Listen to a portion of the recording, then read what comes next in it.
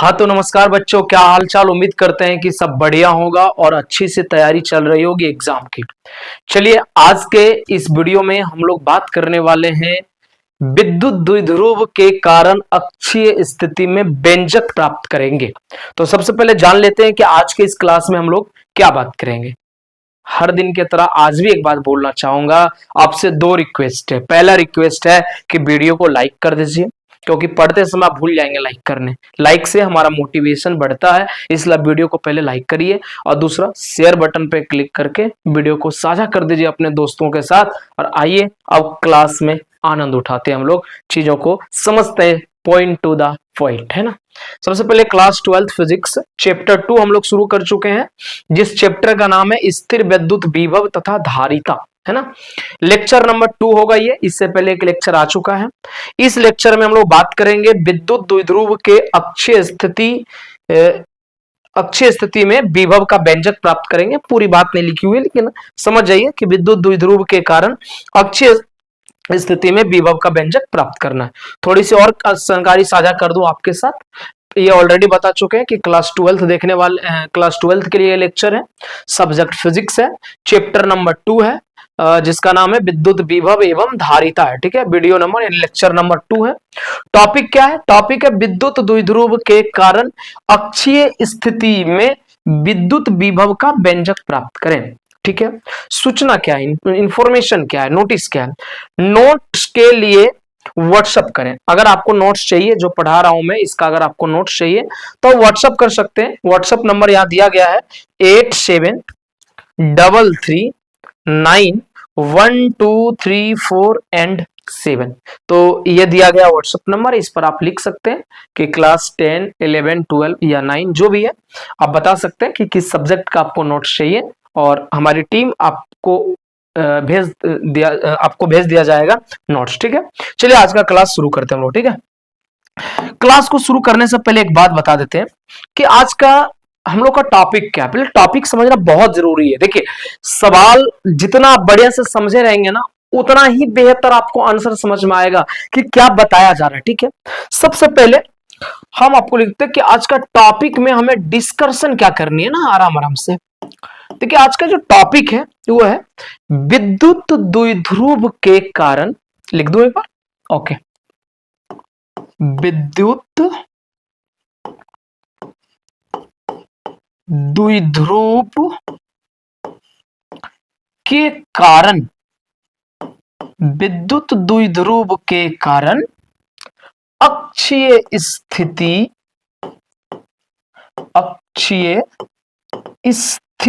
के किसी बिंदु पर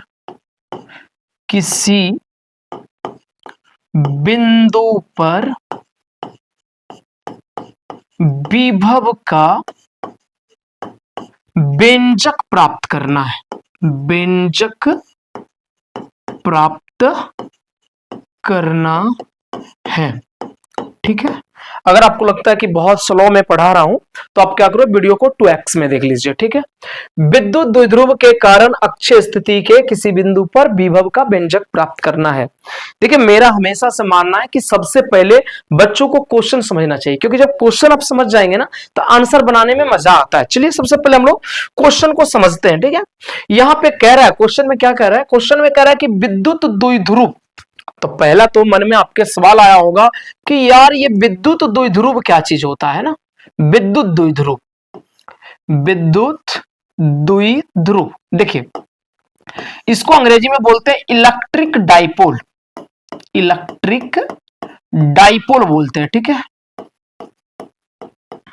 समझिए, हालांकि मैंने पिछला लेसन में यानी लेसन 1 में हमने इसको कवर कर रखा है। अगर उस वीडियो को आप नहीं देखें तो प्लेलिस्ट उसके बना दिए गए, आप प्लेलिस्ट विजिट करके उस वीडियो को देख सकते हैं। फिर भी अगर आप नहीं देखना चाहें तो मैं अभी आपको एक्सप्लेन कर देता हूं कि विद्युत द्विध्रुव क्या है। और एक्सप्लेन करने के पीछे मेरा एक और मोटिव है, और वो मोटिव क्या है, मोटिव ये है कि ये वीडियो और अगले इसके जो अगले 2 वीडियो हम लोग कवर करेंगे उसमें ना इसका जरूरत पड़ने वाला, विद्युत द्विध्रुव का जरूरत पड़ने वाला है, तो इसलिए मैं अभी ही उसको एक्सप्लेन कर देता हूं ताकि उस समय हमें ये बात डिस्कस ना करना पड़े। आइए सबसे पहले समझते हैं कि विद्युत द्विध्रुव किसे कहते हैं। देखिए विद्युत मतलब आवेश होता है, और यह द्विध्रुव शब्द का अर्थ है दो ध्रुव आवेश का, एक प्लस और एक माइनस, यानी कि दो आवेश अगर आप ले लेते हैं, यहां पे मैं नीचे लिख दूं, अब दो आवेश लेते हैं, मान लिया जाए यहां पर मैं आपने ले लिया माइनस क्यू और एक यहां पे आपने ले लिया प्लस क्यू, तो ये हो गया विद्युत। विद्युत माने आवेश, द्विध्रुव माने दो ध्रुव माने एक प्लस में और एक माइनस में। इनके बीच की दूरी अति अल्प होना चाहिए, मतलब इनके बीच की जो दूरी है वो बहुत ही कम होना चाहिए। तो इसको हम क्या कहेंगे, इस पूरे सिस्टम को, इस निकाय को हम क्या कहते हैं, विद्युत द्विध्रुव। यानी दो समान आवेश हो, कितने समान आवेश हो, दो समान आवेश हो, किंतु वह विपरीत प्रकृति का हो। विपरीत प्रकृति का हो अर्थात एक माइनस में हो और एक प्लस में हो, लेकिन दोनों का वैल्यू सेम होना चाहिए। जैसे अगर ये 5 कूलम है तो ये भी 5 कूलम होना चाहिए। फर्क क्या है, ये माइनस में है और ये किसमें, प्लस में। तो कहने का सेंस क्या है, कहने का सेंस ये है कि विद्युत द्विध्रुव का मतलब दो समान आवेश किंतु विपरीत प्रकृति का हो और अति अल्प दूरी पर स्थित हो। तो इस निकाय को, ये जो निकाय यहां देख रहे हैं आप, इस निकाय को क्या कहते हैं, इस निकाय को कहते हैं विद्युत द्विध्रुव। थोड़ी सी बात और साझा करना चाहते हैं क्योंकि आप उन बच्चों में से, समझने वाले बच्चों में से, रटने वाले बच्चों में से नहीं, इसलिए मुझे एक्सप्लेन करने में मजा आता है, क्योंकि आप पूरा वीडियो देखेंगे तो आपको समझ में आएगा कि क्या पढ़ा रहे हैं ना। देखिए अगर मैं मान लूं कि माइनस क्यू पॉइंट ए पर है और प्लस क्यू पॉइंट बी पर है, तो इन दोनों आवेशों के मध्य में एक बिंदु होता है जिस बिंदु को ओ कहते हैं, ठीक है, मध्य बिंदु। इन दोनों के बीच में एक मध्य बिंदु होता है, ठीक है। दूसरी चीज आपको यह भी जानना चाहिए कि अगर आप डिस्टेंस यहां से ओ से ए मापेंगे तो जितना डिस्टेंस ओ से ए का होगा उतना ही डिस्टेंस ओ से बी का होगा। अक्सर आमूमन जो लोग मान के चलता है वो ओ से ए की दूरी को एल मान के चलता है लोग, और फिर ओ से बी की भी दूरी कितनी, एल। इस तरह से अगर आप सोचें तो द्विध्रुव की जो कुल लंबाई है, किसकी कुल लंबाई की बात कर रहा हूं, द्विध्रुव की अगर कुल लंबाई की अगर आप बात करोगे, ये रहा द्विध्रुव की जो कुल लंबाई है, इसकी लंबाई की अगर आप बात करें तो कुल लंबाई आपको पता चलेगा एल प्लस एल यानी कि 2l। मैं उम्मीद करता हूं विद्युत द्विध्रुव आपको समझ में आ रहा होगा। यानी विद्युत द्विध्रुव किसको कहते हैं, दो समान आवेश होना चाहिए, दो समान आवेश, ठीक है, किंतु विपरीत प्रकृति का हो। कैसा हो, विपरीत प्रकृति का हो, विपरीत प्रकृति का हो और अति अल्प दूरी पर स्थित हो। और अति अल्प मतलब बहुत ही कम दूरी पर, है ना, अति अल्प दूरी पर स्थित हो, स्थित हो। तो उस निकाय को, उस पूरे सिस्टम को, है ना, उस निकाय को क्या कहते हैं, विद्युत द्विध्रुव कहते हैं। क्या कहते हैं, विद्युत द्विध्रुव कहा जाता है। तो बहुत ही आसान बात है कि अति अल्प दूरी पर होना चाहिए, दो समान आवेश होना चाहिए, लेकिन विपरीत प्रकृति का होना चाहिए। तो उस सिस्टम को, उस निकाय को क्या कहेंगे, विद्युत द्विध्रुव कहेंगे, ठीक है साहब। अच्छा, इसके लिए एक चीज और मैंने आप लोगों को पहले पढ़ा रखा है, इसके आघूर्ण भी होते हैं, विद्युत द्विध्रुव आघूर्ण जिसको कहते हैं। क्या कहते हैं, विद्युत द्विध्रुव आघूर्ण। क्या कहते हैं, विद्युत द्विध्रुव आघूर्ण। एक टॉपिक हमने इसमें पढ़ाया आपको पीछे, जिसको डिनोट किया जाता है पी से। ये क्या कहता है, आवेश के परिमाण ले लीजिए, एक आवेश का कोई, या तो माइनस का ले लीजिए या तो प्लस आवेश का, क्योंकि परिमाण लेना है तो दोनों आवेश में से एक आवेश, माइनस प्लस नहीं लेना है, याद रखना है, सिर्फ परिमाण लेना है। यानी दोनों आवेशों में से एक आवेश और उनके बीच की कुल दूरी, कुल दूरी कितना है भाई, एल नहीं, कुल दूरी कितना है, 2l। यानी कुल दूरी के गुणनफल को, यानी इसको आप ऐसे भी लिख सकते हैं 2ql, है ना, 2ql।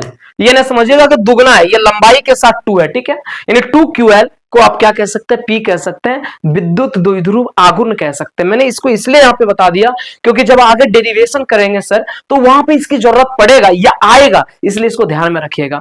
चलिए, मैं उम्मीद करता हूं कि आपको विद्युत द्विध्रुव का मतलब समझ में आ गया होगा। मैंने इसी के वजह से, विद्युत द्विध्रुव के वजह से ही विद्युत द्विध्रुव के कारण अक्षीय स्थिति के किसी बिंदु पर विभव का व्यंजक ज्ञात करना है।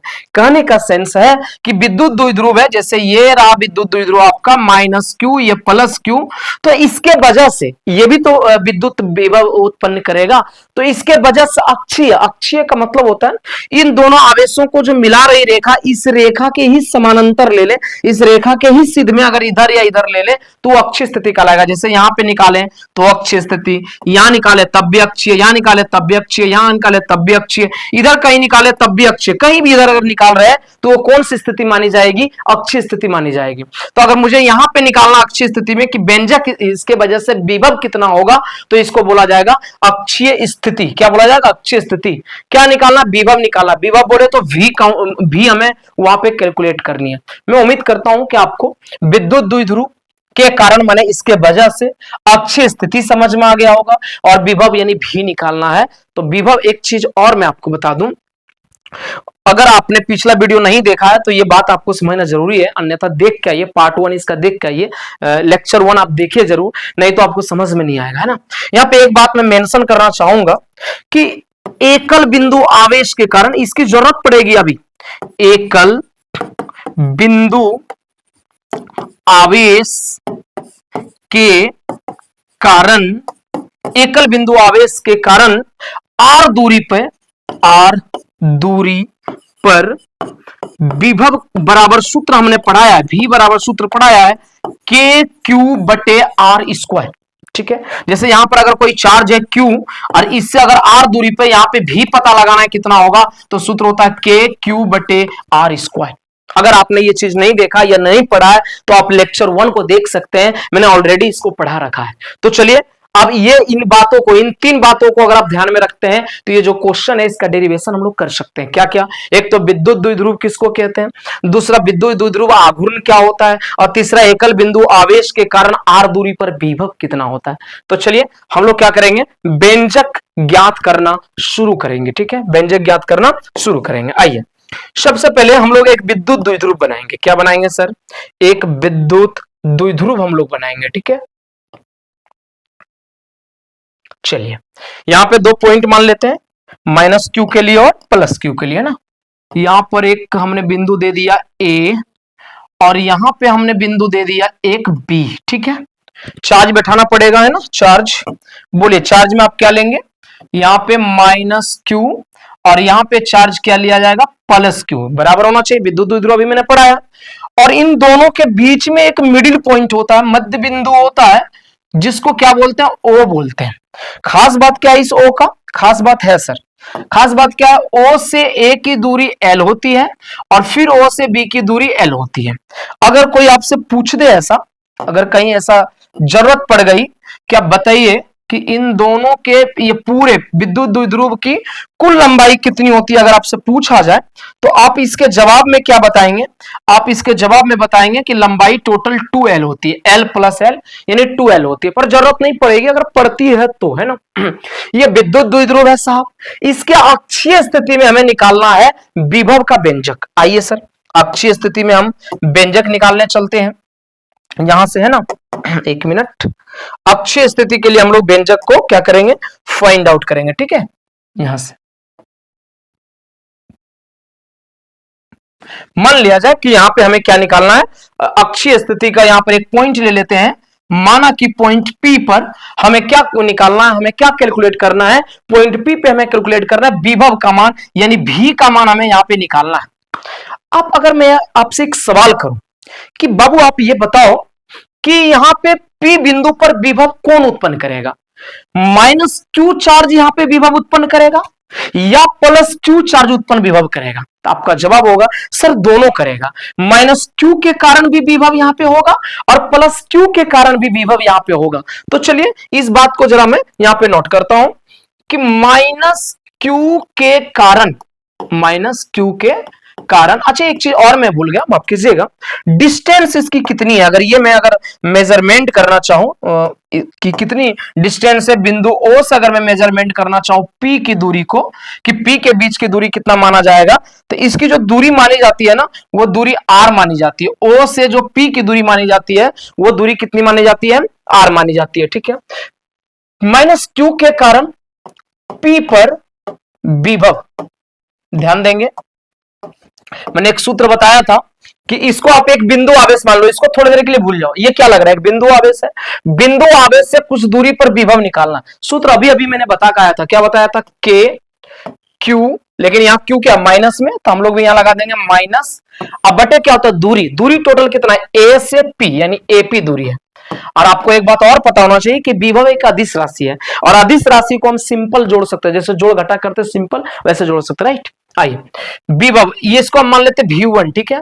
तो V1 बराबर माइनस के क्यू बटा एपी। एपी कहां से कहां है, देखिए ए से पी मतलब यहां तक, ठीक है, ए से पी यहां तक। अब अगर ध्यान देंगे अगर, तो ओ से यहां तक की दूरी कितनी है, आर। ओ से पी की दूरी कितनी है, आर, और ओ से ए की दूरी कितना है, एल। अगर हम इतना दूरी को यानी आर दूरी को और एल दूरी को जोड़ दें तो ए से पी की दूरी निकल जाएगा कि नहीं। सोचने वाली बात है कि ए से पी को दो भागों में तोड़ के लिख सकते हैं, ए ओ यानी एल, ओ पी यानी आर, यानी कि आर प्लस एल कर दूं तो ए से पी की दूरी निकल जाएगा कि नहीं, बिल्कुल। तो दूरी का जगह पर क्या पुट कर दूंगा मैं, आर प्लस एल। एक तो मैंने माइनस क्यू के वजह से निकाल लिया, आइए अब प्लस क्यू के वजह से देखते हैं। प्लस क्यू के कारण पी पर विभव, इसको V2 मान लेते, ठीक है, दूसरा ये है ना। V2 बराबर सूत्र तो वही होगा, के क्यू बटा दूरी, दूरी कितना है सर इस चार्ज से, BP कितना है बताइए, BP है, ठीक है। V2 बराबर के क्यू बटा BP। जरा ध्यान दीजिएगा, BP कैसे निकाल सकते हैं, ये पूरा क्या R में अगर ये L कट कर दो, मैंने निकाल दो, तो क्या बचेगा, BP ही तो बचेगा। ये तो देखिए ये क्या R है पूरा, ये दूरी क्या है R में से अगर L निकाल दो, ये R है पूरा, R में से अगर ये L में निकाल दो तो शेष क्या बचेगा, R माइनस L, ये दूरी BP का बचेगा कि नहीं, बिल्कुल बचेगा। तो मैं यहां पे लिख दूं क्या, R माइनस L। भाई साहब हमारे पास दोनों विभव पता है, यहाँ पे V1 कितना है, V2 कितना है। अब हम P पर कुल विभव निकालने की कोशिश करेंगे, यहाँ पे लिख देते हैं बिंदु, कहां, बिंदु P पर कुल विभव, बिंदु P पर कुल विभव हम निकालेंगे यहाँ पे, है ना। यानी V इक्वल टू क्या होगा बताइए, V1 plus V2, simple V1 plus V2, right. आइए देखते हैं, V बराबर V1 का मान कितना, ध्यान दीजिएगा, माइनस के क्यू बटा R plus L plus V2 कितना है सर, के क्यू बटे R माइनस L। कोई परेशानी, मुझे नहीं लगता कोई परेशानी आपको होगा यहां तक।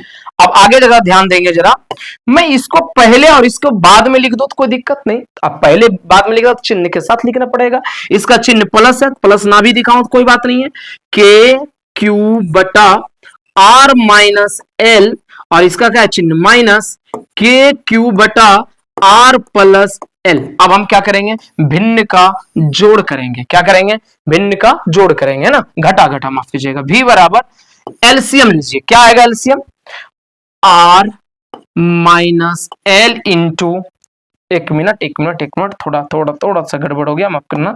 मैं कॉमन पहले लेना चाहिए मुझे तो यहाँ पे, है ना, पहले क्या लेना चाहिए था, कॉमन अपने को लेना चाहिए था, फिर बनता। ऊपर से कॉमन क्या रहा है देखिए, तो V इक्वल टू के क्यू, अंदर क्या बच रहा है, 1 by R minus L minus 1 बटे R प्लस L। अब जरा ध्यान दीजिएगा, अब एलसीएम लीजिए यहाँ पे, है ना, V बराबर के क्यू, एलसीएम लीजिए यहाँ पे, क्या होगा एलसीएम लेंगे तो मल्टीपल हो जाएगा, R minus L into R plus L, है ना। अब बताइए यहां से क्या होगा, आप खुद बता सकते हैं यहां से कि ये यहां आ जाएगा, यानी R plus L minus R minus L। कोई परेशानी, जरा मैं इसको ऊपर कर दूं क्या, एक मिनट, R क्या था, R माइनस L था, है ना, मैं इसको ऊपर कर देता हूं थोड़ा, है ना, ठीक है, कोई दिक्कत नहीं होना चाहिए यहां तक, ठीक है। V इक्वल टू के क्यू, ध्यान देंगे क्या बनेगा, R plus L minus R plus L, अब बटे क्या आ जाएगा, ये गुना हो जाएगा A minus b into a plus b, a square minus b square, r square minus l square, r minus में आर प्लस में कट गया। V बराबर क्या बच गया, के क्यू ध्यान दीजिए, एल जोड़ एल क्या हो गया 2l, अब बटे क्या है r square minus l square. एक चीज मैंने आप लोगों को बताया था, आपको अगर याद हो तो एक चीज मैंने बताया था v बराबर q गुना 2l के बारे में अभी थोड़ी देर पहले मैंने बताया था, p लिख सकते हैं तो k इस पूरे को क्या लिख सकते हैं p, बटे में क्या बच गया r square minus l square. ये बन गया हमारा डेरिवेशन अच्छी स्थिति के कारण। यहाँ पे एक स्पेशल केस होता है, स्पेशल केस क्या कहता है समझिएगा, स्पेशल केस, स्पेशल केस कहता है कि आर बहुत बड़ा हो एल से तो एल का लगभग मान 0 हो जाता है। मतलब कहने का मतलब यहाँ पे आप देखिए कि ये जो L है ये तो छोटा सा है, अगर हम इसको पूरा बड़ा ले लें तो बड़ा ले लेंगे R अगर, तो उसके तुलना में L क्या हो जाता है 0 हो जाता है। अगर L को 0 कर देंगे तब फॉर्मूला क्या बचेगा V बराबर KP बटा R स्क्वायर बचेगा, L तो 0 हो जाएगा। तो ये हमारा सूत्र निकल गया। आप अगर चाहे तो वीडियो को रोक रोक करके इसका नोट्स आप बना सकते हैं, ये रहा है ना, इतना आप ले लीजिए, स्क्रीनशॉट लीजिए, फिर मैं ऊपर स्क्रॉल कर देता हूं, हो गया। आइए ये ले लीजिए स्क्रीनशॉट इसका, ठीक है, ओके फाइन। चलिए ये निकल गया हम लोग का अक्षीय स्थिति के कारण तीव्रता। ये बात आपको समझ में आया होगा, मैं ऐसा उम्मीद करता हूं। ये बहुत ही महत्वपूर्ण क्वेश्चन होता है। अगले वीडियो में निरक्षीय स्थिति और अन्य स्थिति के व्यंजक को मैं प्राप्त करने वाला हूं। ये वीडियो कैसा लगा आप जरूर बताइएगा हमें, और फिर मिलेंगे हम आपसे एक नए वीडियो के साथ। नोट्स के लिए व्हाट्सएप करिएगा, और व्हाट्सएप चैनल डिस्क्रिप्शन में लिंक दी गई है व्हाट्सएप चैनल का, आप ज्वाइन कर सकते हैं रेगुलर अपडेट्स के लिए। बहुत बहुत धन्यवाद।